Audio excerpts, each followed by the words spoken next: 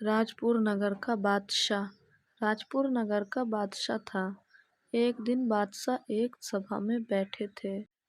उसी समय एक आदमी रोता हुआ आया और एक झटके में बादशाह के नजदीक आकर गिर गया। आदमी बहुत डरा हुआ था। बादशाह ने प्यार से उस पर हाथ हिलाया। कुछ देर बाद एक जल्लाद आदमखोर आदमी के पीछे दौड़ता हुआ आया और बादशाह के सामने बैठ गया। आदमखोर ने बादशाह से बोलने लगा, आप न्याय प्रिय बादशाह हैं, किसी का भोजन नहीं छीनना चाहिए, यह खाने के योग्य है, आपने उसे जाने दिया, वह आदमी मेरा भोजन है। बादशाह ने कहा, आप जल्लाद हैं, आप मालिक की भाषा बोलते हैं, तुम कोई साधारण आदमखोर जल्लाद नहीं हो।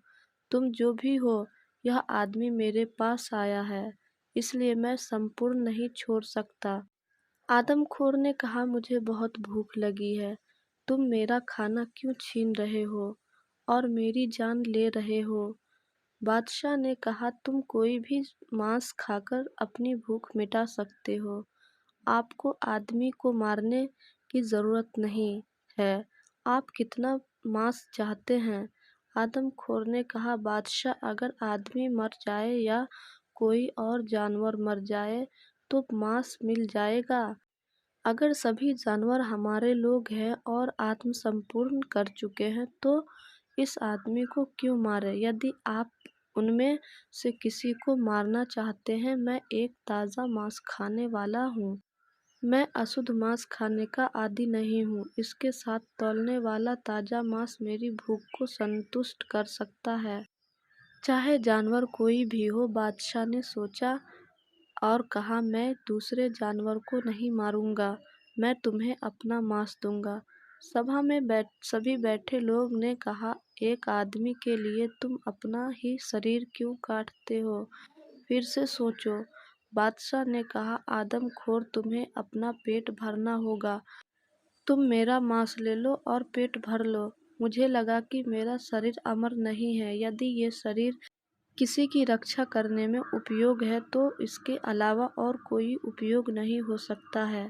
राजा ने एक कंटा लेने का आदेश दिया। एक बाजू में आदमी को रखा गया और दूसरे बाजू में बायां हाथ काट दिया गया, लेकिन आदमी का बाजू जमीन से नहीं उठा। बादशाह ने अपना पैर काटकर बाजू में डाल दिया, लेकिन आदमी का बाजू नहीं उठा। वे बहुत भारी थे। भले ही बादशाह का शरीर खून से लथपथ था, लेकिन उन्हें दर्द नहीं हो रहा था। अब वह सवाए पारे में बैठ गया और आदमखोर से कहा कि मुझे खाओ और अपनी भूख मिटाओ। जिस बाजू में बादशाह बैठे थे जमीन पर था और जिस बाजू में आदमी था वह ऊपर था। उस समय सभी ने सुना कि एक आवाज आई कि बादशाह, आप इतने महान धर्मात्मा हैं कि आपकी तुलना दुनिया में किसी से नहीं की जा सकती। यूं आवाज भगवान की थी। भगवान ने बादशाह के शरीर को पहले की तरह ठीक कर दिया।